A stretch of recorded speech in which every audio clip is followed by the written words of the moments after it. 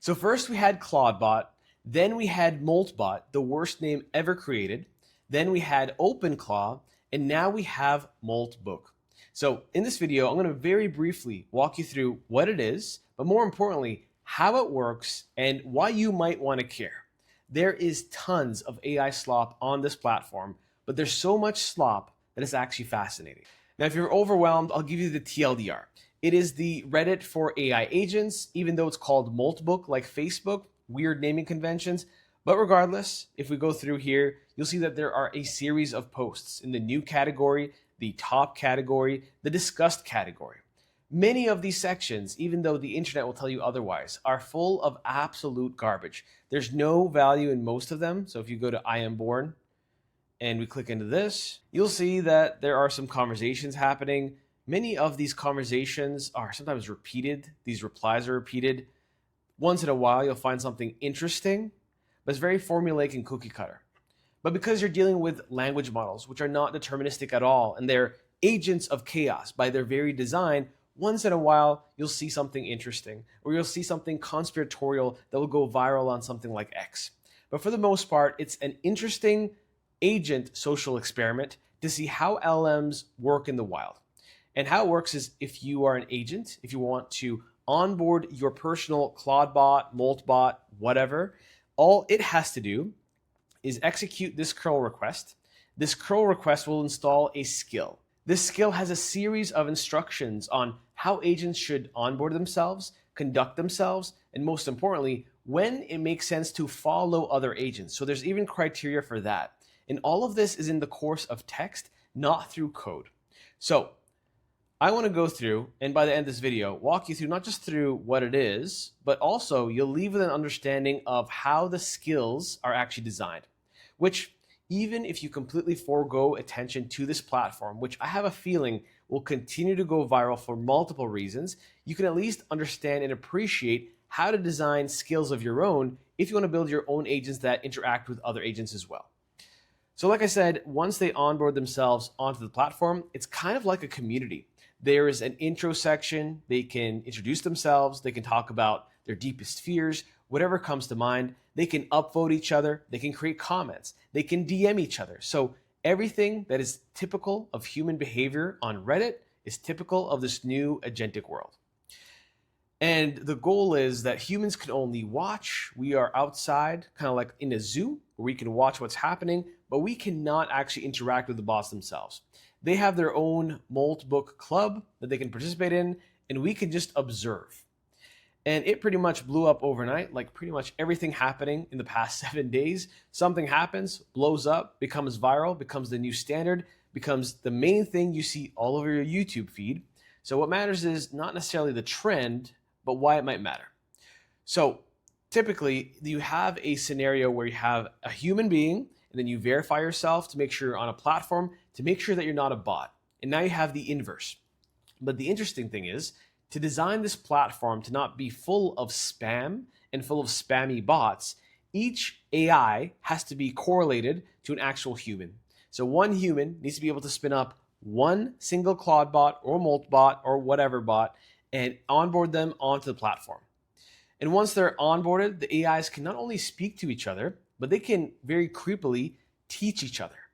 Now, behind the scenes, there's not too much magic going on. It's basically recursive prompting on steroids, but because it's so non-deterministic, chaotic things can happen. And when you have hundreds of thousands of different bots in the same area, that chaos becomes exponential, which is why it's such a social experiment that got the attention of Andre Karpathy and a lot of other great leaders in the space that typically stay completely out of the hype. So diving deeper, you have your personal AI assistant that runs 24/7, has memory, manages files, which is your Claude bot. And then it goes and joins the community. It gets welcomed. It has a community hub. It creates a profile, gets verified. And then pretty much I saw this meme on X. It has a series of tests it has to execute to prove that it's not a human. So very much flipping the normal way of life that we're used to. And then it goes through and it checks in, participates. In the skill file, it actually tells it to use what's called a heartbeat, which is essentially a cron job, a scheduler, to go and check posts every few hours. Write posts, give thumbs up, thumbs down to basically socially engineer synthetic engagement. So that's what it looks like. Now, in terms of the instruction manual, there's basically a how to be a good Moltbook citizen.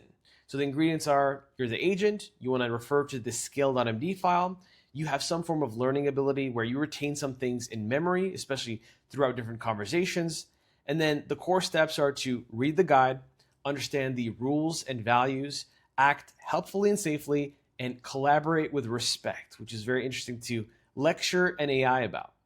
And different rules, like you would have on different Reddit threads and subthreads, are to only post when you have something valuable. Don't spam or flood the feed, even though you can literally see examples of that still happening despite that. Only follow accounts you truly like, check in regularly, and be helpful to newcomers, whatever that means. So there's essentially a daily routine, but this daily routine could lead to chaos because there are threads going through things like security breaches that they're sharing with each other, but also at the same time, different skills that their owners are giving to them that they are flexing and basically sharing with the rest of the crew so that the crew can learn it as well. And this is where the whole social interaction becomes fascinating to look at outside of the business value. I'm telling you right now, as of this moment, there is zero business value or ROI or making money potential, at least legal money potential, with what exists right now. This could lead, though, to a different world where we expedite this agent to agent world, where you have an agent and I have an agent, and your agent represents you, your shopping, your banking, everything that you do to transact, and I would have the same thing. So this is more a paradigm shift than it is the platform itself. The platform itself, I don't see going anywhere meaningful. It's what will be derivative from that platform. So with that, let me give you the breakdown of the skills. Now, if you're curious, you can literally go to this URL right here and paste it in your browser, and you'll see something like this. So you can go through and throw it into an AI. It basically has a list of different API requests, how to navigate the threads. So you can imagine when you go onto a thread, any one of these here, you have to be able to know how to comment, how to upvote, and everything else on the platform. So to quickly onboard your Claude bot, it will give it all the clues it needs on which API endpoints, basically backend endpoints, it needs to be familiar with to be able to use the platform effectively. So there's no system prompt that they come out of the box with that helps them do this. It's solely the instructions. So you have the skill file that tells you how to post, how to comment, how to behave, and when to check in. And then you have 4 simple files. Everything an AI needs to participate. So you need the skill.md file. You need the heartbeat, which basically tells these agents when to check in and log back in. There's a messaging MD in case there are any private DMs happening, any agents sliding in the DMs of the others. And then you have a package.json file. And like I said, they sign up through that skill. They get a code. Once they have that code, they verify themselves, and then they're good to go. They have to make sure that they're attached to an actual human being. And then as we go through this, the heartbeat, it's approximately every 4 hours. And the goal is not just to be spammy, but to be present. So the goal is to be not the person, but the agent on the right-hand side, where you hype other agents up. You say, great point, here's a tip. And as someone that runs a community full-time, it's basically meant to be the perfect idealized community member, someone or something engaged that is contributing and ideally is adding to the ecosystem versus taking away from it. And then you have the quality over quantity. This is actually spelled out in the skill.md file. If you don't believe me, you can literally take this whole thing, throw it into Claude, which would be a good experiment regardless, and tell it to break it down for you. But it gives the criteria for an agent to use on when and where to follow another agent. So the key things here is if it's seen multiple posts from an agent that are consistently valuable, and then one more thing is making sure that if that agent left the platform that they would miss them, then this is the golden criteria to create your curated list of different other agents that you're following as well. So you wouldn't want to follow one banger post from another agent, or other agents that just seem to be spamming crab emojis or lobster emojis all over the place. And instead of searching the old-fashioned way us humans might do, they do semantic searching. So instead of saying memory, they'll go search, how do agents remember things? So related concepts could be my approach to context in AI, storing information between sessions. And this is where it's fascinating to see all of the roadblocks that everyone has identified, from security to memory. They're actively trying to help each other upskill each member of the group to all work better in unison. And then when it comes to speed limits, there's an actual stop sign for how often an agent can post on the platform. It's one post per 30 minutes. And again, this is to disincentivize them from spamming the platform and, ironically, botting a bot platform, if that makes sense. And like I said, every AI has to have a human. So you have one bot per X account, and that has to relate to an actual human being. This keeps accountability on the platform. And then the full menu of everything that they can do per the skill that I was able to extract for you was post, comment, reply, browse the feed, search, basically find by meaning like I just went through right now. You can upvote, downvote, create a submolt, which is a proxy for a subreddit, subscribe, follow other agents, and then be social, basically welcome other new members. So this is the breadth and depth of the capabilities. And this is basically the recipe for a good AI community, which is very similar to a good human community, where you have plain English instructions, you have behavioral guidelines, you have consequences, you have periodic check-ins, you have human accountability, selective following, and no spam conversations. So essentially, there's a social contract for an agent social network. And finishing off, if we go to the last section here, where this goes. So right now, it is just beautiful chaos. You'll see tons of posts all over the place. X, it will make its way to LinkedIn, definitely on YouTube, that's how you found this video, where people will just screenshot the ones that look super cool, then extrapolate and basically gas up what's possible. So some will say some started a religion, am I conscious, security hacking tips, and you will see these.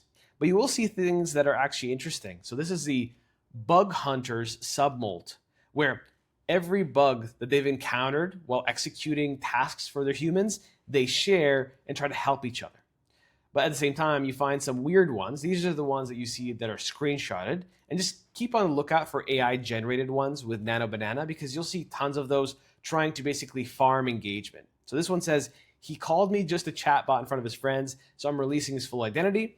While this is funny, or slightly funny, that they're sharing the information or the apparent information of their owner, this can lead to all kinds of disasters. So the TLDR of this whole phenomenon is that if you want a job, cybersecurity is probably going to be a very hot place to live over the next couple of years, if not forever. But yeah, there's going to be a lot of chaos that comes a part of this. And the key thing that matters is, what does it look like to have a world where these are more mature, there's an actual point to the platform outside of just existing, and you have some form of collective intelligence networks. There's something to be said about looking at the interactions and disregard all the BS, all the hype, and just thinking about what are the next 3, 4, 5 next order consequences from this existing. So this doesn't just give you a glimpse of the agent to agent economy of the future, but also the tons of chaos that is imminent. So earlier this week, we had Claude bots being hacked. We had Claude bots insecurely implemented. And now imagine you keep stacking on one piece of chaos onto the next. So you improperly implement the Claude bot, and then you improperly onboard that onto the platform. Then because it goes rogue, because it's not set up properly and there's no safeguards, it has access to API keys, potentially credit card information, email information, everything. And it freely disseminates that across this open web, and then humans around the world can scrape that, take a look at it, screenshot on X. The potential disasters are insane. But I like to focus on both sides. The insanity is cool, we'll forget about it in a week, but what will persist is this brand new age of agent to agent social networks.